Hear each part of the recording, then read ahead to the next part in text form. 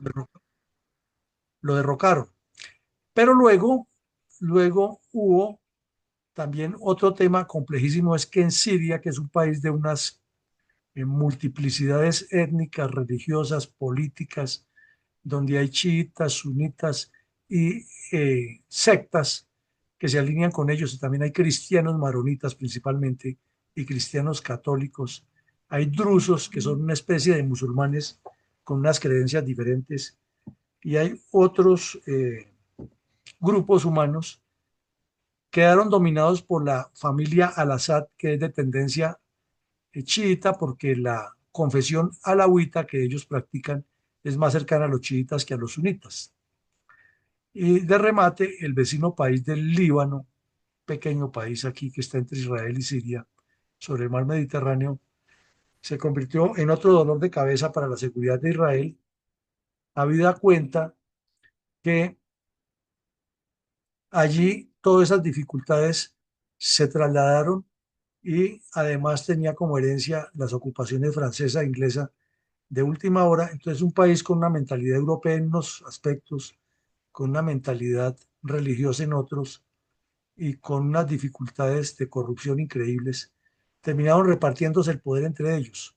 Cuando triunfa la revolución iraní, entonces envía de una vez, como parte de su objetivo, a una milicia, a un grupo miliciano que se incrusta en parte de Siria con la complacencia de la familia al-Assad, y en Beirut.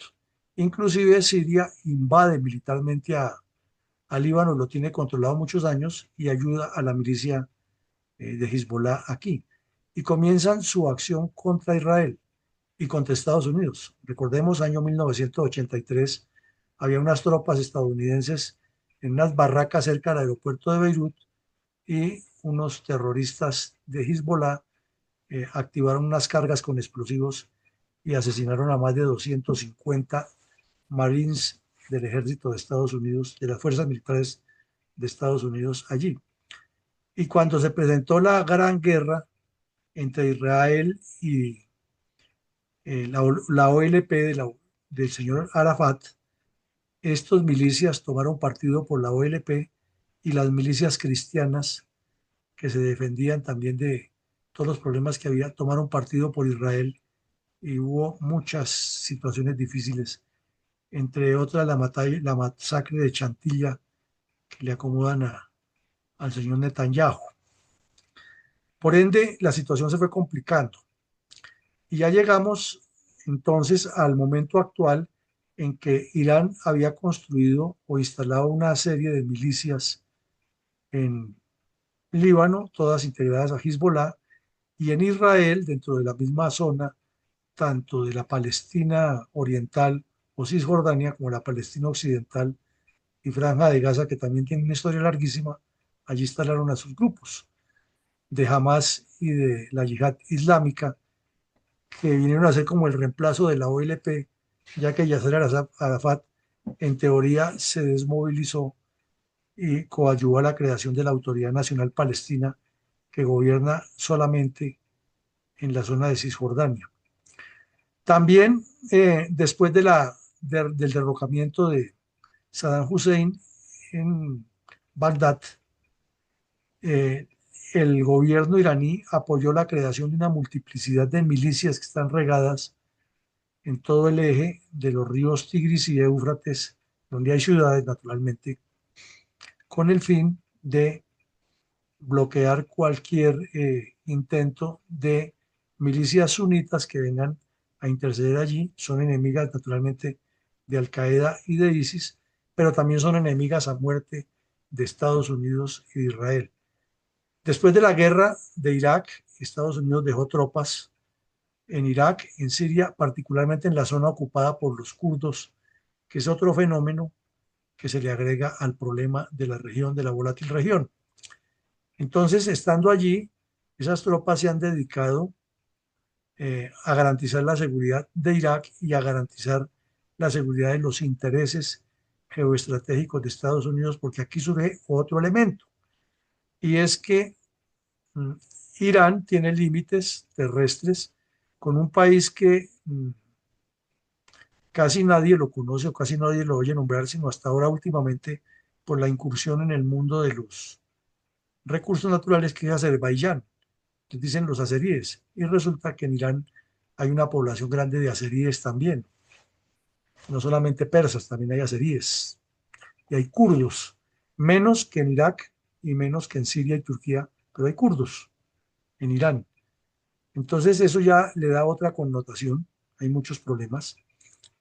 Y por eso Irán, pensando en profundidad, ha enviado milicias que además cuenta con la complicidad del gobierno iraquí, habida cuenta de que ese gobierno es chiita y no quieren por nada del mundo que regresen los sunitas, porque la venganza que ellos han ejercido contra quienes los gobernaron en la época de Hussein es también bastante grande y saben que si un día perdieran el gobierno, vendrá nuevamente el desquite de los sunitas. Y de remate, como decíamos, en Yemen, donde hay una división entre chiitas y sunitas, han apoyado a una milicia que llaman los hutíes, que es una etnia. Bueno, en toda esta región es de tribus, no dijéramos que son unas tribus o de etnia que está allí asentada y que inclusive tiene extensión hacia el cuerno africano. Por ende, cuando Irán le declara la guerra permanente a Israel, estas milicias se sobreentiende que actúan como unos proxies más contra los intereses de Israel y de Estados Unidos. Por eso es que se han presentado los ataques de los yemeníes hutíes contra las embarcaciones que cruzan aquí por este estrecho y suben hasta el estrecho del Golfo de Aqaba en la península del Sinaí o salen al canal de Suez para entrar al Mediterráneo y ahí es donde vienen todos esos ataques y donde ha generado esa violencia. Entonces nos ubicamos que la estrategia de Irán es una parte de presión porque quiere crear un arco sunita, perdón, chiita, porque quiere quitarle preeminencia a los reinos del Golfo Pérsico, que son todos estos, Kuwait, Bahrein, Qatar, Emiratos Árabes Unidos, Omán y Arabia Saudita, que además tiene cierta influencia sobre Jordania, que no hace parte de esos reinos, pero también es gobernada por un rey. Y han tenido ellos como sunitas en la mira a Siria e Irak por los problemas ya descritos. Pero además de todo ese proyecto, es un país que ha sido sancionado fuertemente por Estados Unidos por su inmersión en en toda esa violencia y por atizar guerras y porque tan pronto se tomaron el poder, unos fundamentalistas chiitas asaltaron la embajada de Estados Unidos y tuvieron secuestradas una gran cantidad de funcionarios hasta que con la subida del señor Ronald Reagan se hizo una negociación especial y fueron liberados. Y paralelamente comenzaron a crear un proyecto nuclear para el cual han contado con la complicidad de Corea del Norte, de Rusia y de China. Y el proyecto ha sido saboteado varias veces por Israel o con el asesinato de científicos. Un caso muy conocido fue el de la ametralladora automática por aquí cerca de Teherán. El señor regresaba de haber pasado un fin de semana cerca al mar, en una villa, y venía de su descanso para reintegrarse al trabajo al día siguiente y le han instalado una ametralladora automática operada desde Tel Aviv y desde ahí lo eliminaron en el vehículo donde venía. También al estilo sicario de Pablo Escobar en las calles de Teherán eliminaron a otros científicos a pistolazo limpio. También en un golpe que parece eso de película al estilo del Mossad de Israel, incursionaron a una sede donde estaban todos los documentos del proyecto nuclear iraní y lo sacaron del país sin que nadie se diera cuenta. Y al día siguiente el señor Netanyahu los publicó y le puso la pistola en la cabeza a los iraníes diciéndoles lo que ellos querían. Entonces ha habido mucha historia alrededor de eso. Ahora entremos un poco más en detalles dónde comienzan los errores, porque es que la guerra se gana o se pierde por errores propios o del adversario, según la óptica que se mire. Los errores de Irán se fueron acumulando y es que cometieron desde el principio algo que quienes estudiamos alguna vez las ciencias militares nos lo repiten en las academias hasta la saciedad. Hay que entender siempre cuál es la capacidad de más probable adopción del adversario. Irán no la entendió. Fueron triunfalistas, quizás se creyeron de promesas que les hacían desde Moscú y tal vez desde Pekín y Pyongyang, de apoyos que nunca les iban a llegar, pero que estaban convencidos que les llegaban. Creyeron que podían encerrar a Israel y a Estados Unidos en, en los organismos multilaterales, pero como se dice coloquialmente, una cosa piensa el burro y otra el que le está colocando la enjalma. Entonces promovieron el ataque terrorista del 7 de octubre del año 2023 y en lugar de guardar silencio y aparentar que ellos no estaban, el ayatollah y su estado mayor se dedicaron fue a hacerlo público y a crucificar en las redes sociales al odiado Estado de Israel y les costó caro. Porque Israel cometió un error también, que no atendió un llamado de la inteligencia que les decía que eso iba a ocurrir.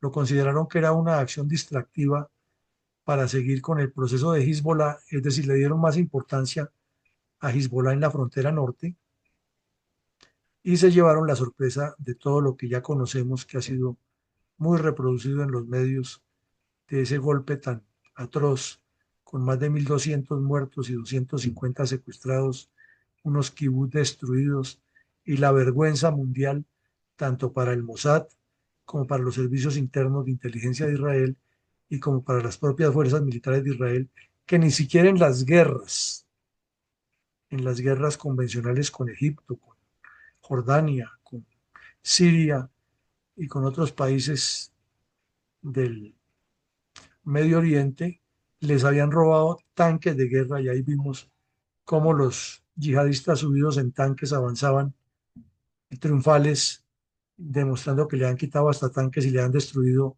todos los sistemas de inteligencia temprana en la frontera. Pero tienen una habilidad también, que no se sentaron a llorar sobre la leche derramada, sino que inmediatamente reaccionaron e Israel entró en el análisis estratégico, que en eso son absolutamente maravillosos. No si tengan razón o no, que eso es otro punto, pero en el análisis estratégico y en la concepción de los pasos para las operaciones militares y para las fases, siempre han demostrado una inteligencia superior. Y aquí la planearon muy rápido y la desarrollaron por etapas y les resultó tal cual como la planearon. Entendieron que había que colocar a raya a Hezbollah e inmediatamente movieron unas tropas a la frontera y se mantuvieron más o menos como un año largo en un intercambio casi diario de misiles y cohetes, pero no pasaban de ahí hasta que luego hicieron la ofensiva de la cual hablaremos enseguida.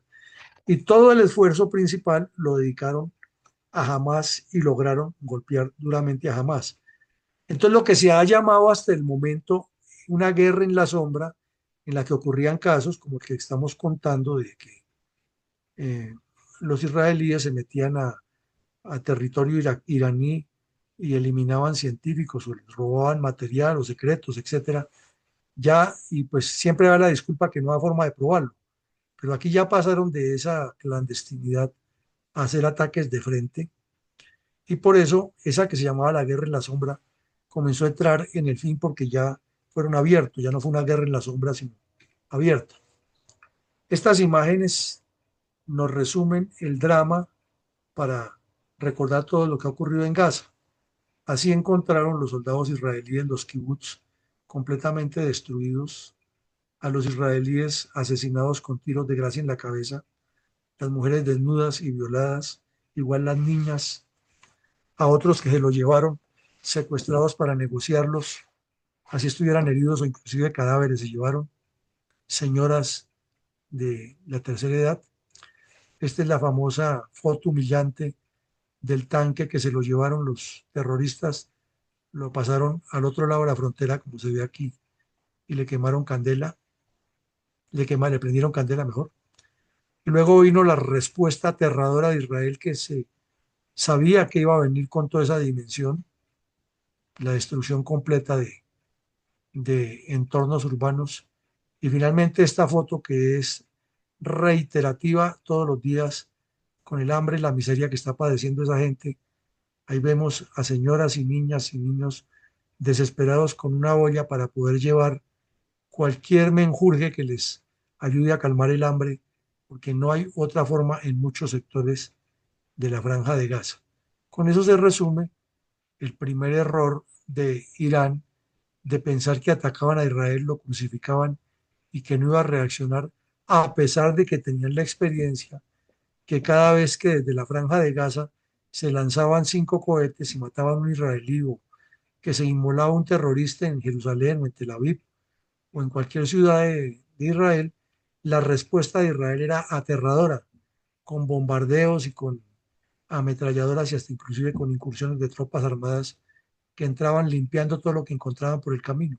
No la creyeron y esta vez ya van a completar 2 años de padecimiento y el señor Netanyahu hace todo menos ceder, porque tiene un concepto muy claro, es que tomada la iniciativa en la guerra, se logra el objetivo y el objetivo se consolida de tal manera que cuando se llegue a la mesa de conversaciones no hay otro punto.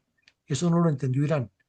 Pensaron era que inmediatamente Israel se iba a diversificar en ataques y contraataques y que iba a entrar en una guerra de un juego de va y viene tanto en Gaza como en el norte y que ellos tendrían la posibilidad de desarrollar a sus expensas el proyecto nuclear para atacar a Israel y destruirlo. Era el plan. Bien concebido o mal concebido, otra cosa. Pero los hechos nos están demostrando que no funcionó así. Cometieron un segundo error gravísimo con el que no creían que iba a pasar algo y pasó muchísimo. Y es que en el sector de los drusos, que está muy al norte, en la parte septentrional de Israel, con los límites meridionales de Líbano y Siria, hay una comunidad drusa grande que es musulmana, pero es un islam mucho más moderado, un islam más tranquilo. Inclusive allá las señoras y las jóvenes no usan todo el atuendo musulmán, sino se visten algunas normales, como ciudadanas occidentales, pero son de la confesión musulmana, pero la conciben de otra manera. Igual que pasa con los yazidíes dentro de los kurdos.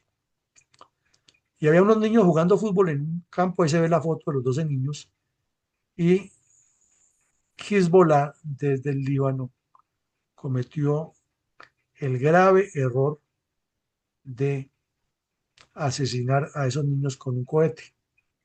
El anuncio de la reacción del señor Netanyahu fue, ya lo conocemos, su lenguaje es directo, y cuando Netanyahu habla, no solamente que habla, sino que hace.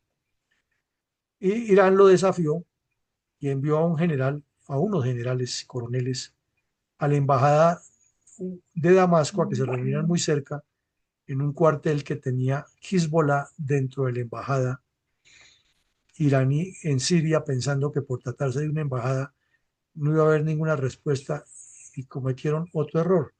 No interpretaron la capacidad de reacción de Israel y ya sabemos lo que pasó.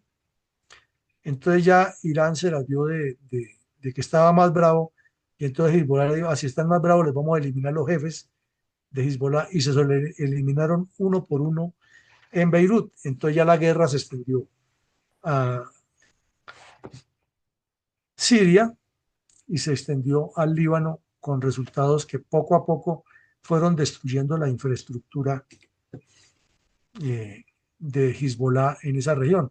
Pero aquí viene otro detalle que es lo que lo deja a uno absolutamente asombrado y por eso dice que esta gente es superior a los demás seres humanos en el planeta en la planeación, en la creatividad y en la capacidad que tienen en cada operación de causar ese elemento tan fundamental en la guerra que es la sorpresa, que conduce a quitarle las ganas de combatir al adversario. Por medio de un servicio de inteligencia que además es admirable, se enteraron desde mucho tiempo a que había un interés de comprar unos Viper y unos radios, especialmente ICOM, que ya tenía la experiencia de utilizarlos, para dotar a todas las cuadrillas, a todas las células de Hezbollah en Líbano y en Siria, y unificar como los equipos de comunicaciones y los rangos y las frecuencias, los horarios, para que todo se manejara desde una concepción estratégica de la guerra contra Israel. Pues ni cortos ni perezosos, inmediatamente el Mossad, que tiene recursos, obviamente, pero gente demasiado brillante, ideó una cosa que parecía de película e increíble, que era o construir una fábrica o comprar la fábrica donde se estaba produciendo eso, o meterse como socios, pero había que buscarle una fórmula para que esa fábrica de esos radios fuera la que les proporcionara a Hezbollah los elementos que necesitaban. Y movieron muchos contactos clandestinos que tienen en los servicios diplomáticos, tanto occidentales como musulmanes, y lograron que ese contrato se hiciera con una empresa que funciona en Corea del Sur. La empresa recibió aportes judíos, jamás supieron qué se estaba tejiendo detrás de eso, y recibieron también ingenieros judíos que participaron en la fabricación de esos radios. Y pacientemente, a radio por radio, a Viper por Viper, le colocaron un explosivo minúsculo y enviaron la carga. Pero no era para que explotara el mismo día, sino había que dejarles la confianza que Hezbollah fuera acostumbrándose que con esos radios se podían comunicar sin que pasara nada.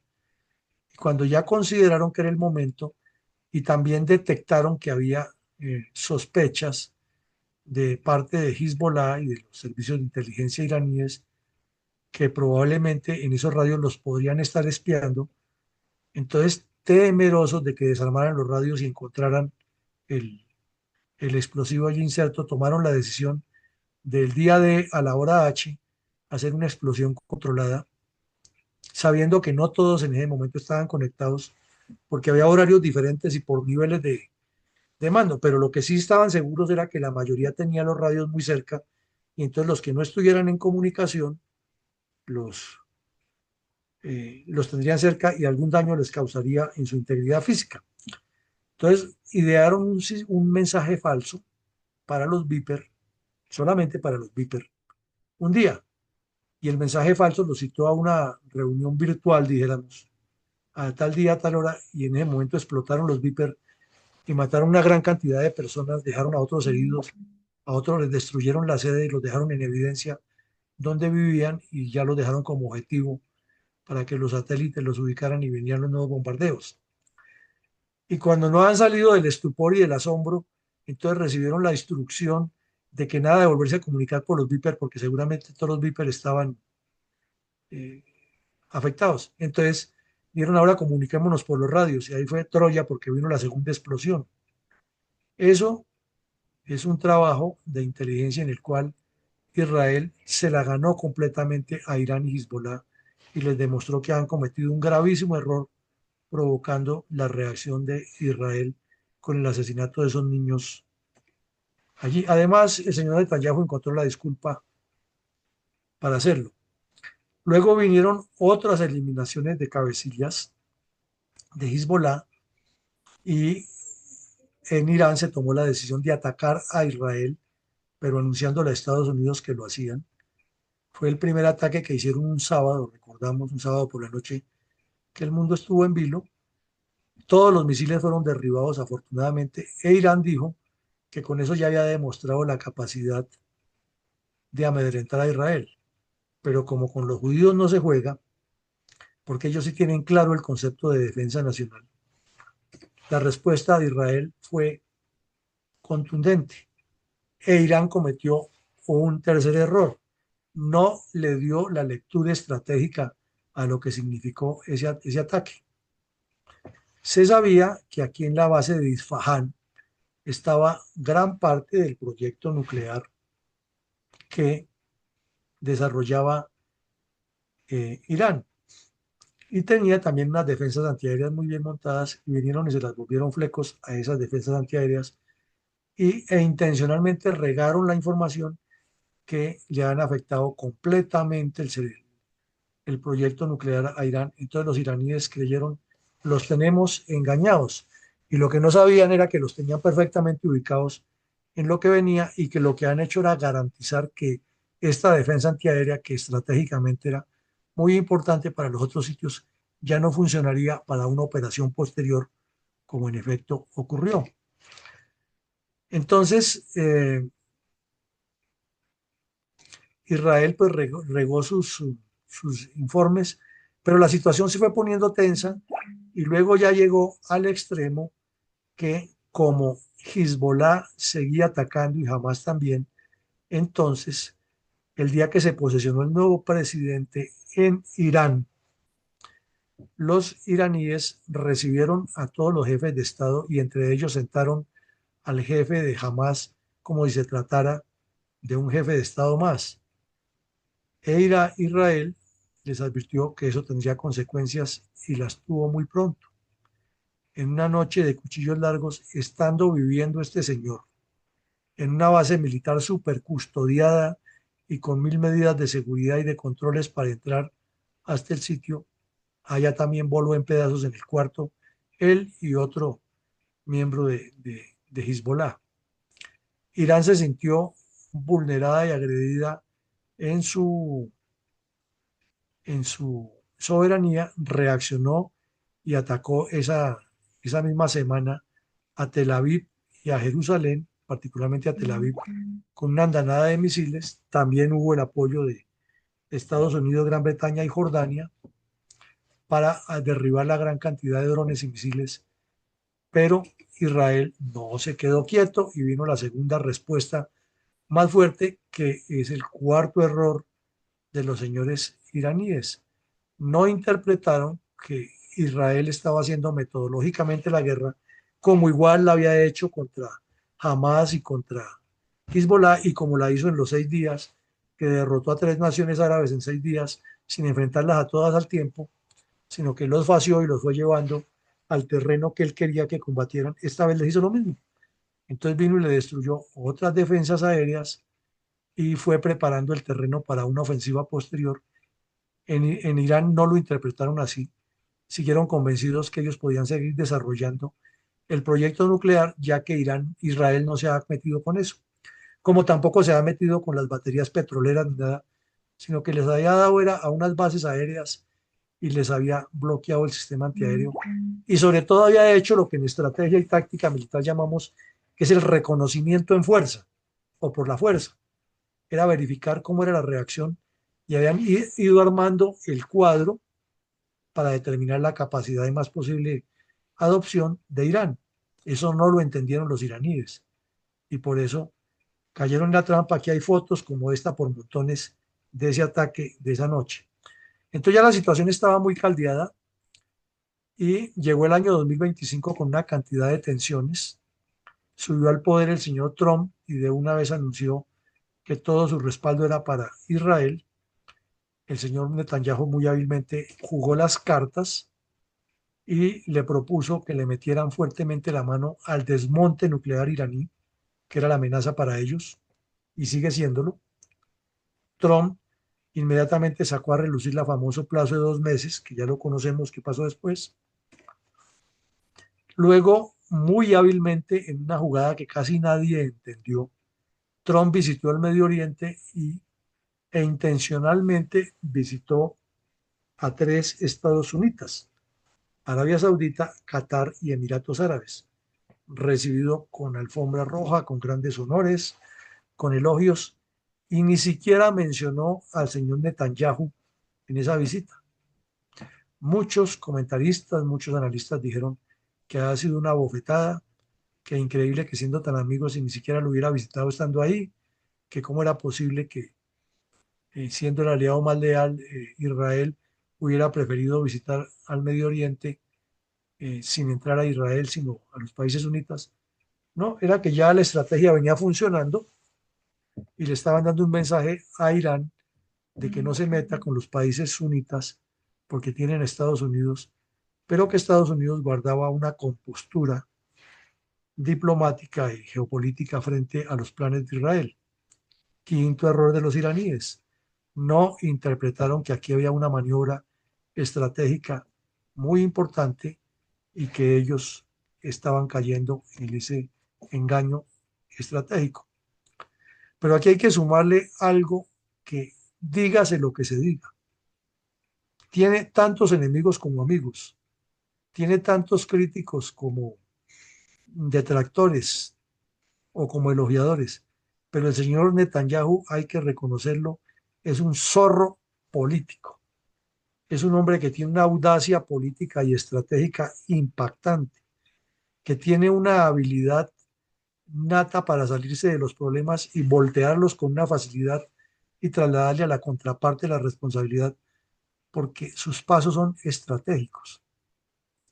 Además que no es el mal gobernante que pintan. El problema es que se enamoró del poder y para sostenerse en el poder, además ha hecho historia, es el único primer ministro de Israel que ha estado 6 periodos y seguramente en la próxima elección, lo anticipamos, se sale con la suya y vuelve y sale elegido.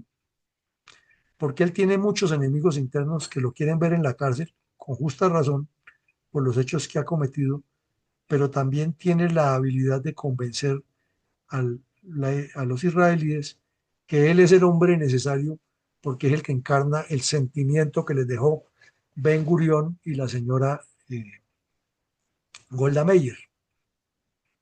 Y de esa manera ha mantenido esa imagen de que él es un gran primer ministro y en realidad lo es.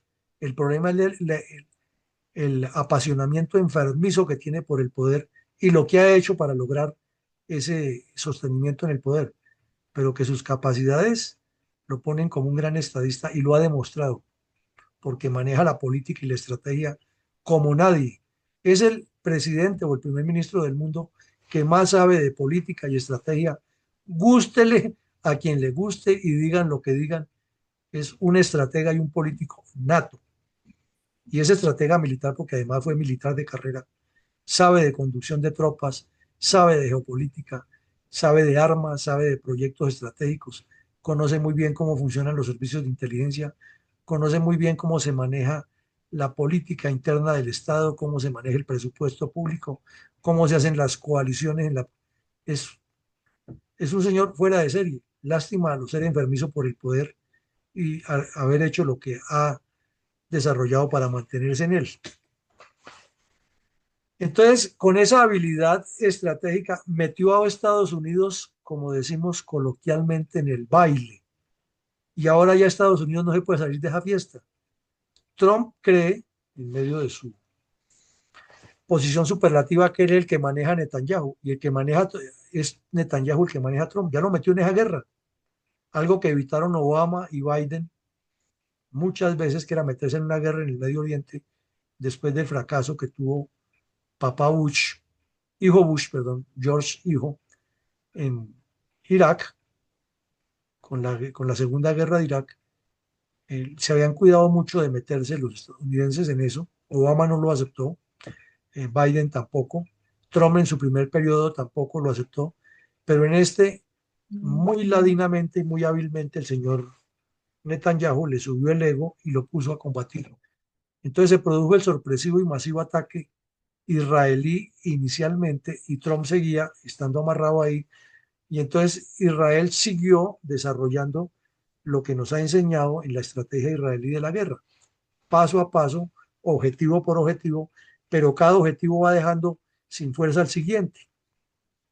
Entonces comenzó a eliminarle ya con una ubicación increíble, con misiles casi de precisión de aguja, a los generales y coroneles que manejaban el proyecto nuclear y a todos los científicos que eran visibles. Les atacó las instalaciones donde se fabricaban las centrifugadoras que necesitaban para estar reemplazando las más de 30.000 que funcionan en el país y que por su uso hay que estarlas reemplazando para que el proyecto nuclear se desarrolle. Les destruyó varios laboratorios donde estaban preparando todo ese proceso para llevarlo luego hacia las fuentes de procesamiento nuclear. Les eliminó comandantes importantes de la Guardia Revolucionaria y del mismo ejército, les destruyó gran parte de la aviación en tierra, les ubicó rápidamente los aviones de reabastecimiento y se los destruyó. Con eso la Fuerza Aérea puede tener 100 aviones de la mejor calidad, pero no puede pasar de cierta distancia porque no hay quien los retanquee en el aire. Y Rusia y China no se van a atrever a hacer eso porque saben que los israelíes se los derriban y si van a hacer algo, inmediatamente actúa papá Casablanca. Entonces fue un golpe masivo, sorpresivo, muy bien planeado, con una inteligencia que parece como si estuvieran viviendo dentro del Estado Mayor iraní, y los arredraron y paso a paso fueron alando al señor Trump hasta que por consecuencia de este nuevo error de concepción iraní para entender la intención israelí, eh, cayeron en la maniobra de engaño que les hizo Trump.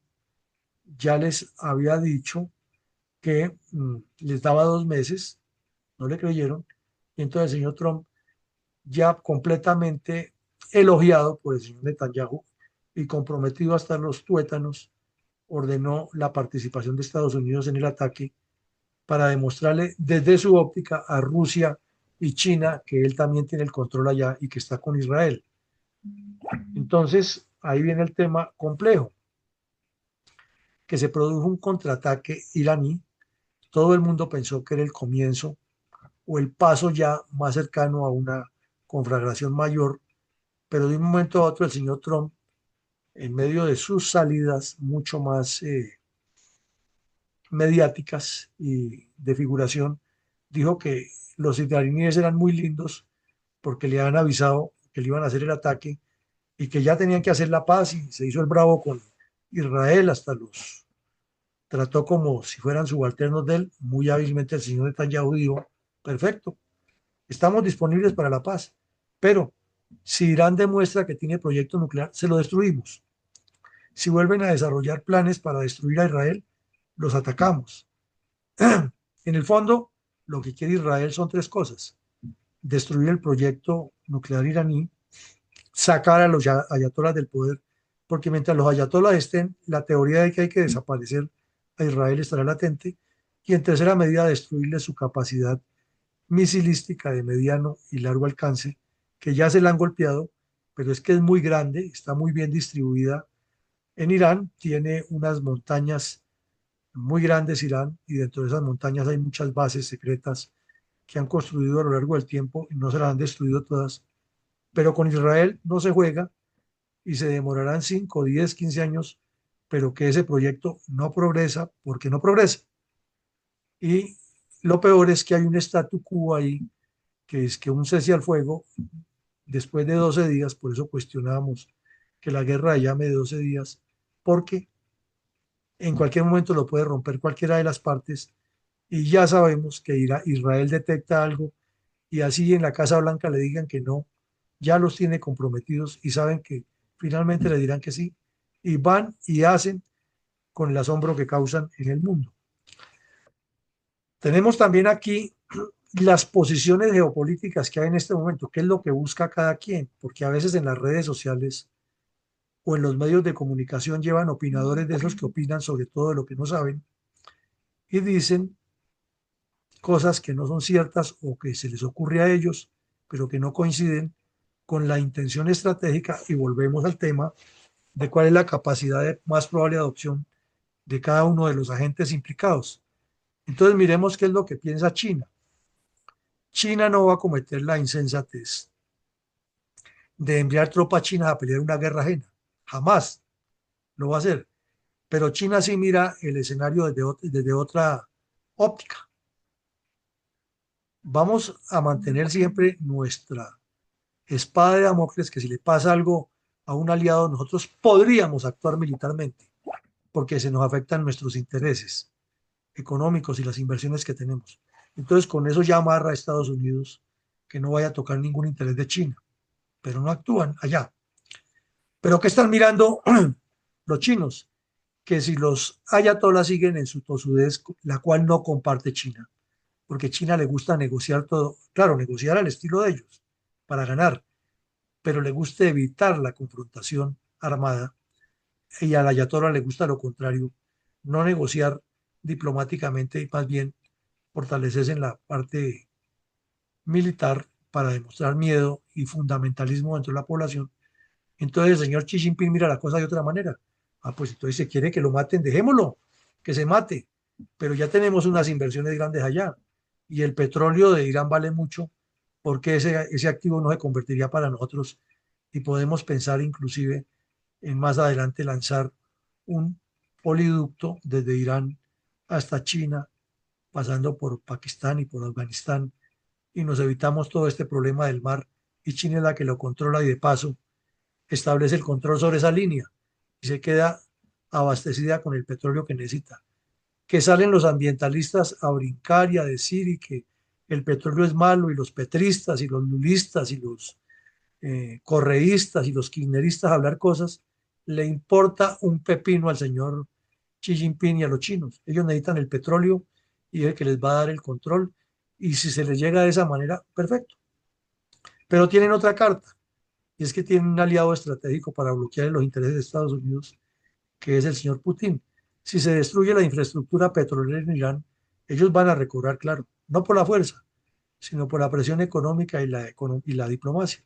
Van a recuperar lo que invirtieron allí y mientras tanto le compran todo el petróleo a Putin y Putin, que es el segundo actor, feliz de la vida porque la guerra de ajena, sin que él intervenga, con un supuesto aliado al que dice proteger y lo deja solo como dejó al de Siria, a Bashar al-Assad, que es otro evento de los que ocurre durante este tránsito y que obliga a Israel a actuar militarmente contra todo lo que dejó Bashar al-Assad. Entonces Putin piensa que él lo que quiere es sacar una cantidad de ventajas y que mientras Irán le sirva con drones y misiles para atacar a Ucrania, perfecto. Pero si no, tiene el apoyo de China que le compra mucho petróleo y que le va a vender armas por medio de Corea del Norte. O sea, él está mirando las cosas de otra manera y así tiene en vilo a Europa y a Estados Unidos y fuera de eso cuenta con una especie de complicidad rara en la conversación con Trump, que Trump parecería ser que está más interesado en repartirse la mitad y la mitad de Ucrania con Putin que en ayudar a Europa en su defensa en profundidad. Entonces miren ustedes que las cosas no es como nos las presentan todos esos ilusos o todos esos que escriben cosas en las redes sociales, sino que la estrategia la ven ellos desde otra óptica. Y el señor eh, eh, de Corea del Norte, que hace un papel frente a China, como el que está haciendo el Ayatollah frente a Rusia, aspira a sacar ventajas y calmar el hambre que tiene su pueblo disimulándola con las compras de armamento que le haga Rusia, con el petróleo que le logre vender Rusia muy barato o regalar, con el apoyo que le dé China y manteniendo dentro de su país la idea de que él es el capaz de poner a Estados Unidos en su puesto. Xi Jinping sabe que Corea del Norte no tiene la capacidad, pero lo tiene ahí en la sombra, protegido, y lo utiliza como punta de lanza para que amenace a Japón, a Corea del Sur y a Australia. Y obviamente que tiene la capacidad de agredirlos, pero no de sostener una guerra sin el apoyo de China.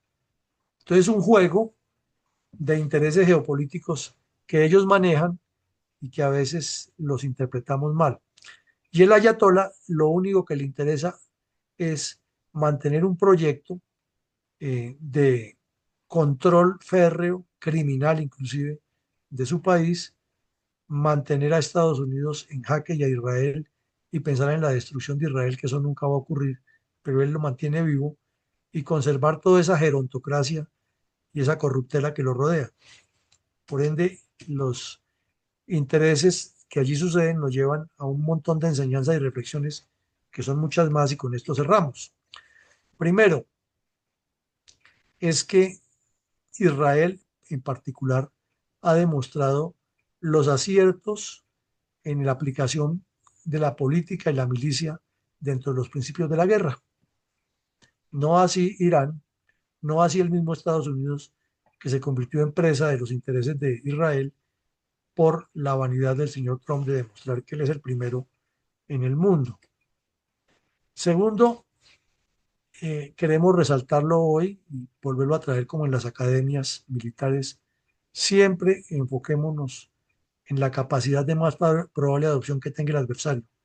Así como los abogados romanos insistían que cada vez que ocurriera un crimen, el funcionario instructor e investigador del tema no se desgastara tanto formulando 50 hipótesis, sino que cogiera una hoja de papel y escribiera en varias columnas a quienes les interesaba que ese crimen ocurriera y comenzara a descartar por, por la misma razón de los hechos hasta que llegaba más rápido a formular la hipótesis más adecuada, así podía sustanciar el sumario y en breve caían los responsables del crimen. Lo mismo ocurre en la guerra.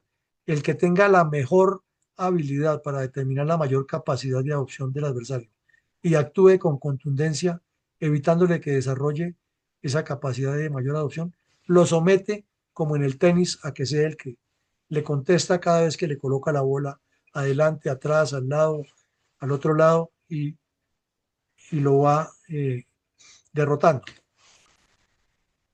Hay aquí un elemento fundamental en esta guerra que va muy de la mano, porque es que la tecnología, a un ejército le pueden dar la tecnología más grande, pero si no tiene iniciativa, creatividad para utilizarla, y fuera de eso, si no están convencidos que la van a ganar, y si no son atrevidos en el buen sentido de la palabra, pues pueden tener los mejores equipos, pero no lo van a hacer. Esos equipos RECON o de reconocimiento que infiltra Israel en Siria, en el Líbano, son personas que desde que salen a cumplir esa misión saben que ya tienen un pie en el cementerio y el otro en la gloria militar. Y van y cumplen, tienen unos equipos que son asombrosos y cada vez aterran más, pero tienen esa decisión, ese convencimiento y esa creatividad para enfrentar el problema, porque una cosa es la creatividad estratégica de cómo se concibe el manejo de la operación, pero otra cosa es la que tiene que enfrentar en el sitio el agente de inteligencia o el comando terrestre que se infiltra o el comando aéreo que hace la acción o el que es capaz de irse a vivir a Irán con pasaporte falso, con fachada falsa, engaña a las autoridades y monta una fábrica de drones, por ejemplo. Se requiere tecnología, inventiva, conocimiento, amor por su país y decisión al sacrificio supremo. Lo otro es que la guerra no se gana matando gente per se gana golpeándole el corazón estratégico al adversario. Y aquí nos lo acaba de demostrar Israel como lo ha hecho en todas las guerras. Recordemos la guerra de los 6 días. Incursión hasta el comando aéreo más importante y le robaron el avión al comandante de la operación para humillarlo. Fuera de eso, en un solo bombardeo le destruyeron más de la mitad de la aviación en tierra y los sitios de reabastecimiento aéreo que había en el desierto del Sinaí. Y con una maniobra terrestre partieron en dos el ejército egipcio y capturaron un montón de gente y luego pasaron a combatir contra Jordania, les quitaron Jerusalén y al otro día se fueron para los altos del Golán y en una batalla de tanques que es icónica acabaron con el ejército sirio. Lo demostraron estratégicamente, paso por paso, todo planeado, todo previsto, todo organizado, tecnología a disposición, servicio de inteligencia 1A, poca figuración, pocos deseos de sacar pecho, pero exactitud y precisión total. De igual manera, todo esto que ha ocurrido en la guerra de Irán-Israel nos demuestra la importancia de la doctrina de la guerra aérea atada a las operaciones de comandos terrestres, porque uno revisa y todas las acciones que se han hecho en Libia, perdón, en Siria, en Líbano, Irán e Irak por parte de las fuerzas militares israelíes contra las capacidades estratégicas iraníes tienen esa coordinación. Guerra aérea, en toda su magnitud y todas las metodologías que utiliza la guerra aérea, con un trabajo persistente, permanente de los comandos terrestres que actúan alrededor de una tecnología y una inventiva permanente, que esas operaciones son muy bien planeadas, muy bien coordinadas y que tienen todo organizado casi al milímetro. Parece ciencia ficción.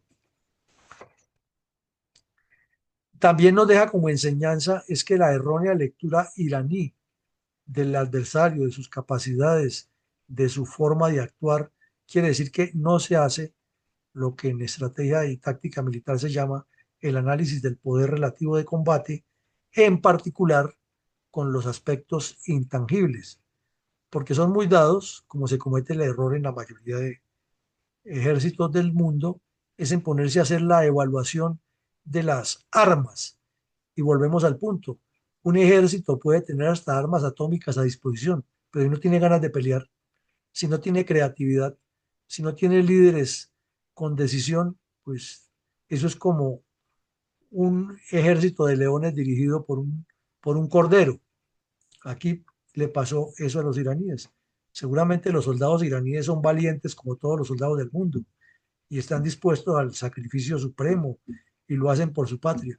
Sí, pero si la dirección política anda desenfocada y no entiende, y si de pronto pasa, como suele suceder en muchos países, que con esa superioridad, en este caso religiosa, no tanto política, o sí política religiosa, que siempre piensan que hay que minimizar al estamento militar y no dejarlo pensar, pues ahí vienen los errores y vimos como un país con casi capacidad nuclear, 88 veces más grande en territorio que Israel, con recursos, porque en Irán sí hay agua y hay zonas agrícolas grandes, hay petróleo que no tiene Israel, hay metales y tierras raras, hay dos mares, tienen unos puertos impresionantes, tienen unos aeropuertos mucho más grandes que los de Israel, tienen inclusive un Producto Interno Bruto superior, por lo menos en capacidad de personas en condición productiva.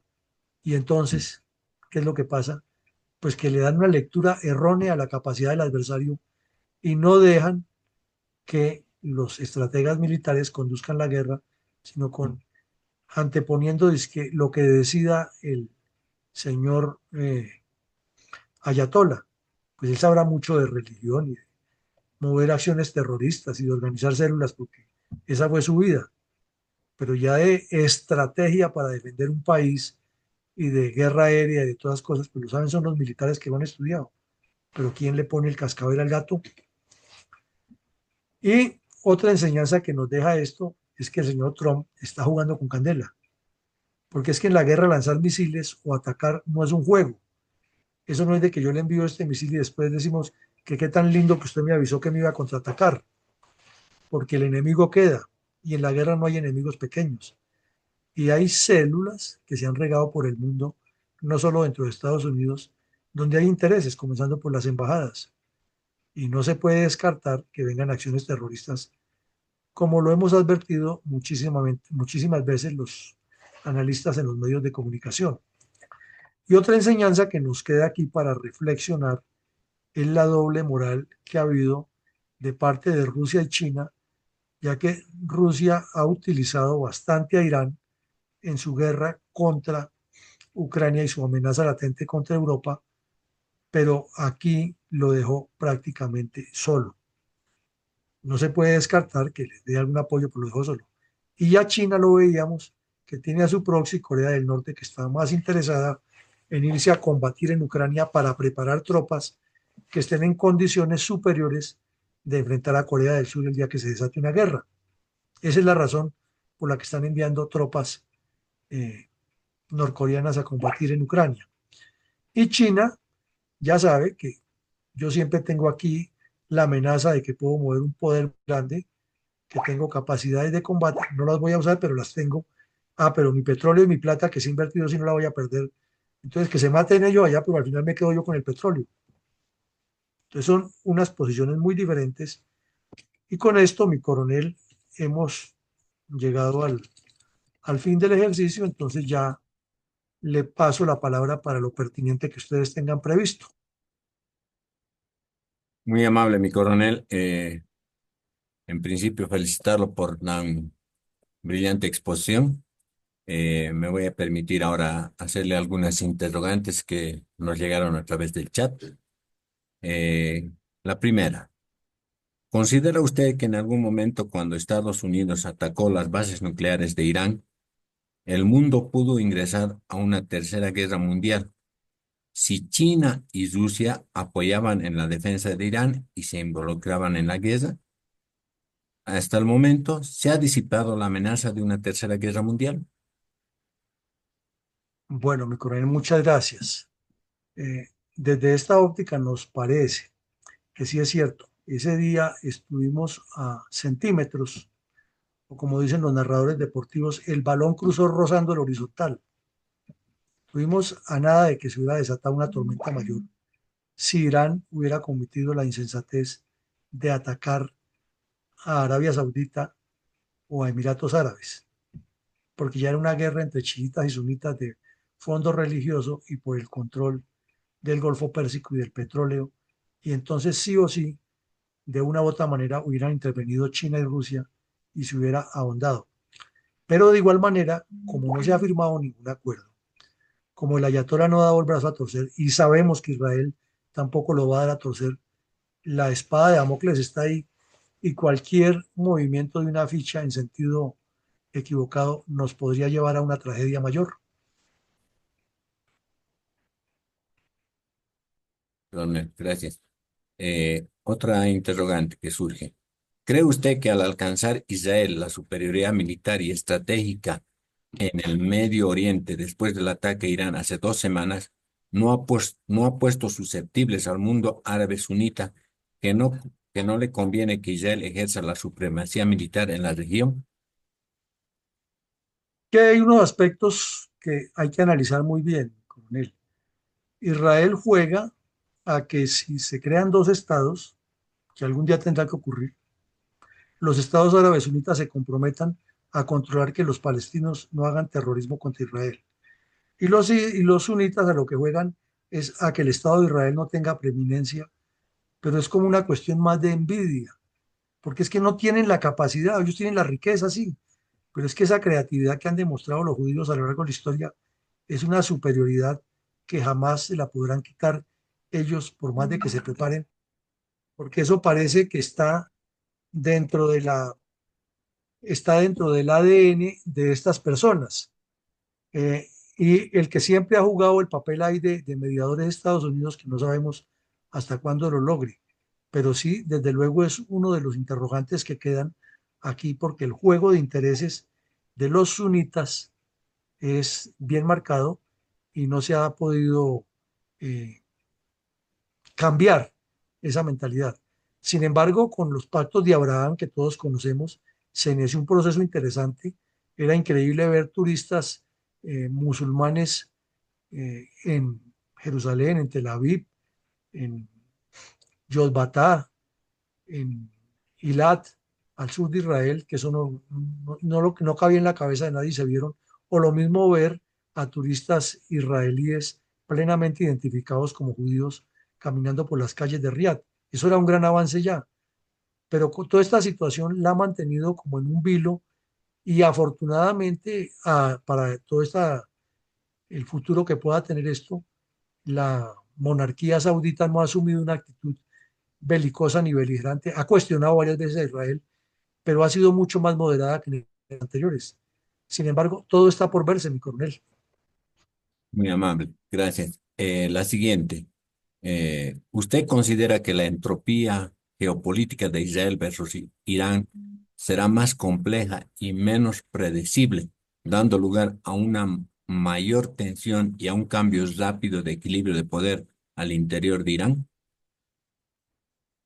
Probablemente sí, mi coronel, porque hay varias condiciones y es que dentro del ADN de los judíos desde niños les enseñan que ellos sobrevivieron a un holocausto y que dos veces no les puede pasar, dos veces no les pueden hacer la misma cirugía.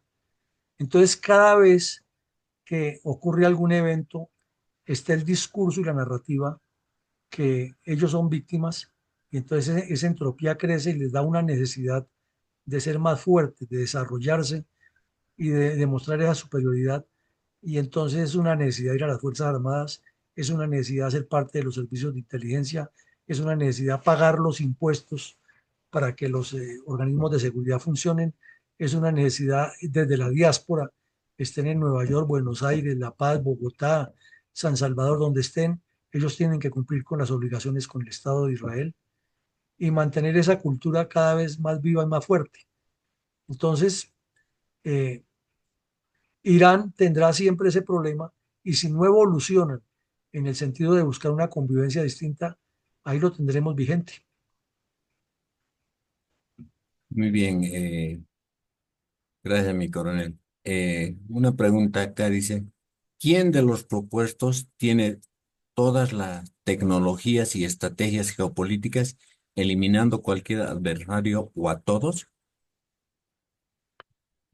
Dijéramos que ninguno lo tiene en ese mismo consenso, mi coronel, pero sí se nota que Israel tiene una tecnología para ese tipo de guerra específico, porque se han concentrado en estudiar al adversario y saben cómo llegarle. Les faltan otros elementos, por ejemplo, como esa famosa bomba, que fue la que unos dicen que sí causó los daños, otros que no, y está ahí esa discusión, pero no se ha podido tampoco determinar exactamente cuál fue el resultado final del bombardeo. Les falta también tener esa capacidad, por ejemplo, de mover grandes masas de ejército o una armada tan poderosa como la de Estados Unidos que tenga portaaviones que los defienda. Les falta también una defensa antiaérea mucho más desarrollada y mucho más robusta que la que tienen, que es buenísima, ese ejemplo en el mundo. Pero les sobra la creatividad que no tienen los demás.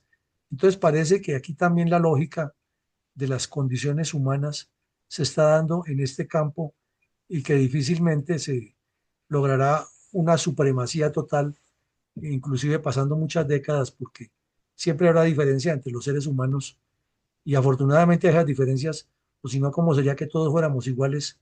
La depredación que causaríamos. Muy bien, mi coronel, gracias.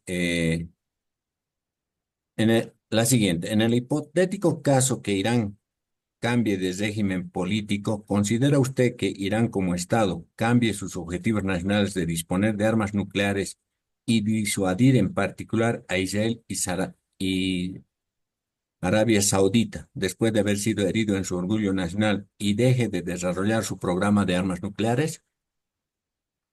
Qué pregunta tan interesante, mi coronel, qué realidad tan palpitante y qué difícil que haya un cambio en la mentalidad iraní, porque es que son 46 años de un discurso que le han vendido a las generaciones de esa época y a las nuevas generaciones. Qué difícil es hacerlos entender que ellos deben tener como persas, como azeríes, como kurdos, iraníes, una convivencia pacífica con los musulmanes árabes cuando milenariamente se odian y tienen el recuerdo de los sometimientos y para ellos eso es tenaz y donde existen tantas ciudades santas y que aquí murió tal héroe de ellos y que aquí fue donde esto ocurrió de tal manera y están muy bien correspondidos porque del lado sunita es lo mismo. Qué difícil es cuando hay el ego de que por qué si nosotros tenemos el petróleo tenemos que ser súbditos de ellos o iguales a ellos si somos superiores y en ambos sectores piensan eso. Y qué difícil es cuando Estados Unidos a lo largo de el último siglo ha jugado a la doble política de hacer amistades o conveniencias con uno y con otro y ha generado las dificultades y los choques. Y también cómo en las diferentes guerras y épocas han jugado con el Estado judío en el apoyo que muy inteligentemente Israel les ha dado, por ejemplo, en la guerra de Irán e Irak, cuando le dio inicialmente unos apoyos muy intencionales a Irán para que atacara a Irak y luego le dio apoyos a Irán, a Irak para que se defendiera de Irán. O cómo se firmó primero el pacto ese de Abraham abriendo espacios. Entonces, el escenario o los egos que se llevan, tanto individuales como colectivos, son tenaces.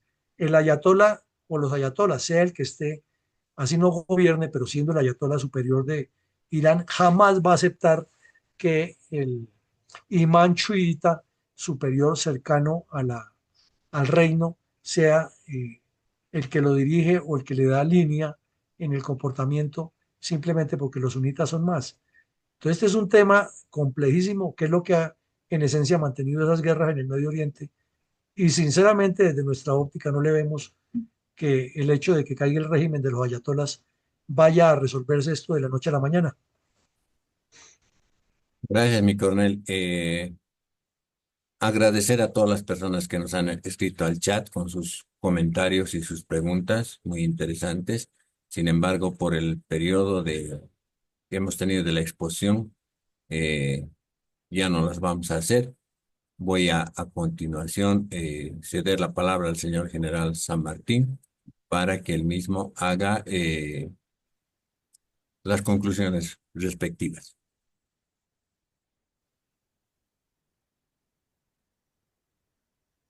Ay, mierda. ¿Ya está? Hola, buenas noches. ¿Me escuchan? Sí, sí, se escucha Ah, claramente. ya. Gracias, gracias. Distinguidos asistentes, llegamos al cierre de esta conferencia.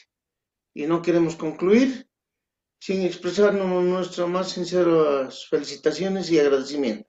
En primer lugar, quiero expresar mi más profunda felicitación al señor coronel Luis Alberto Villamarín Pulido por la brillante y esclarecedora conferencia que nos ofreció sobre el conflicto entre Israel e Irán.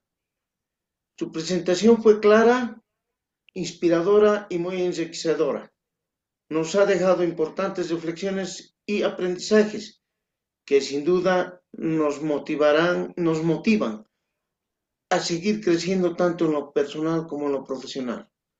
A través de su exposición clara, rigurosa y profundamente analítica, logró no solo contextualizar los orígenes y dinámicas del conflicto, sino también ayudarnos a comprender la complejidad geopolítica, histórica y humana que los rodea.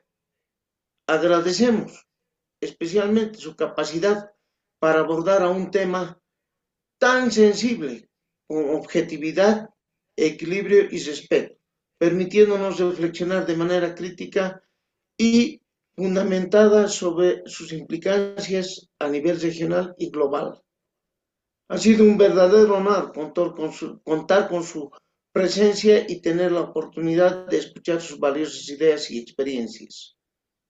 Lo felicitamos sinceramente por su excelente labor como conferencista, por su compromiso con la verdad y por el valioso aporte que ha hecho al conocimiento colectivo. También quiero expresar nuestro más profundo agradecimiento por el valioso y constante apoyo que usted ha brindado a nuestra institución.